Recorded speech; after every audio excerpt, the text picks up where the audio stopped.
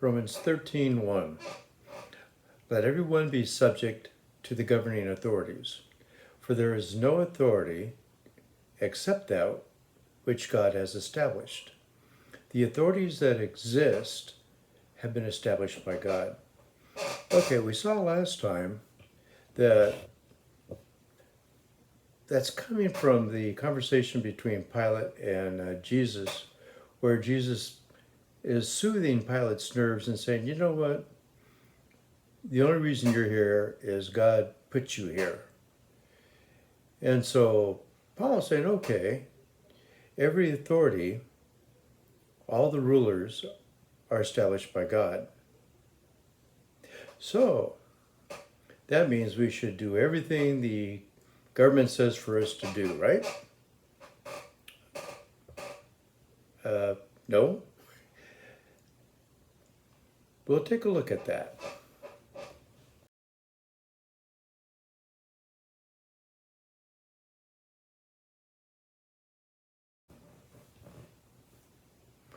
Isaiah 10, 6, and 7, talking about Assyria.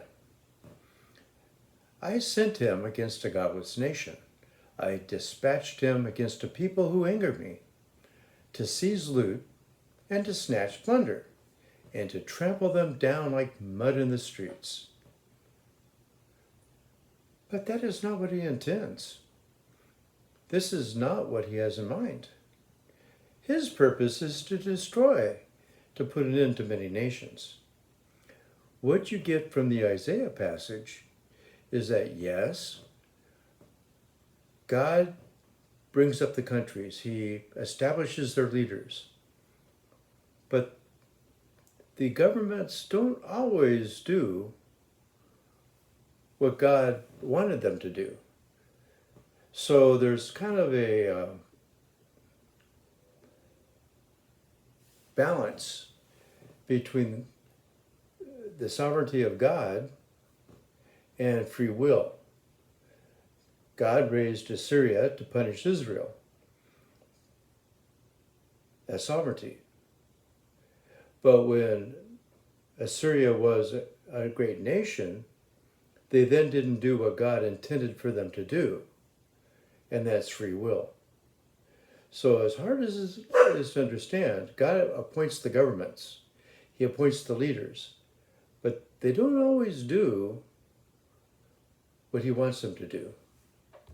And that kind of relates to where we need to disobey the government.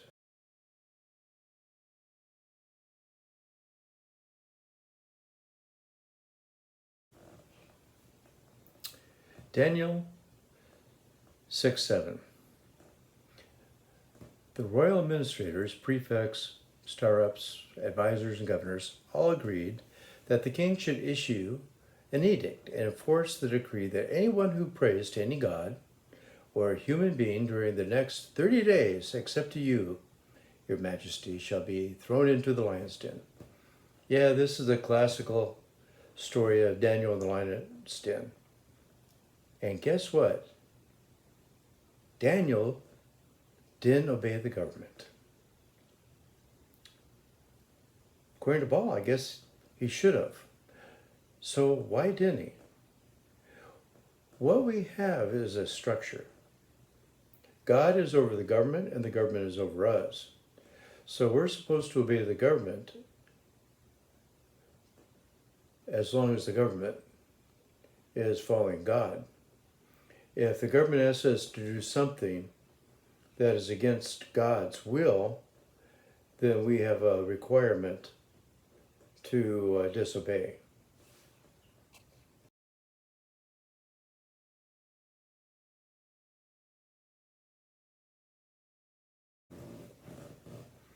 Okay. We can see this explicitly stated in Acts 27 to 29. The apostles were brought in and made to appear before the Sanhedrin to be questioned by the high priest. We gave you strict orders not to teach in his name. Yet you filled Jerusalem with your teaching and are determined to make us guilty of this man's blood. Peter and the other apostles replied, "We must obey God rather than human beings." So there you see the layer. They're supposed to obey the government, but when the government disagrees with God, then you need to obey God rather than the government.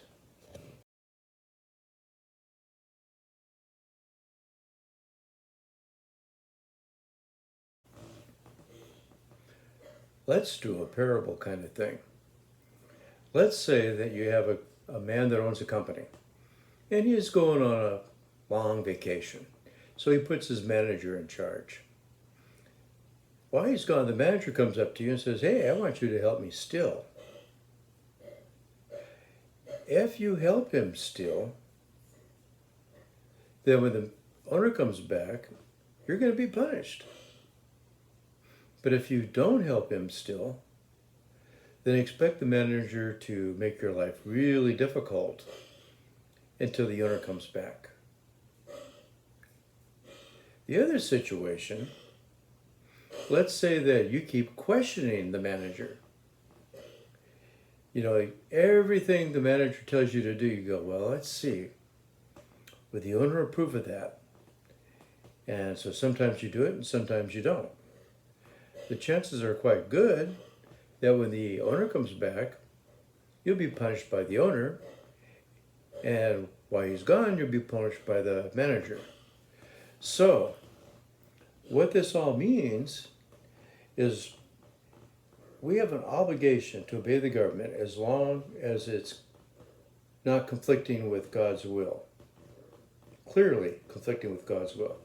So if you were living in Nazi Germany and the government said, "Hey, turn over all Jews to us," then you would be under an obligation from God to disobey the government and to hide the Jews.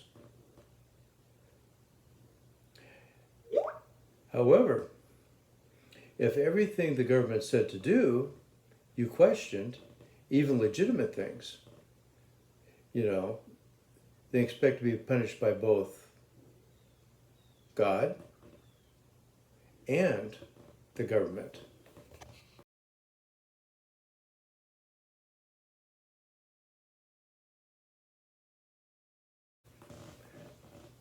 Next time, we're going to talk about a word in this passage that is often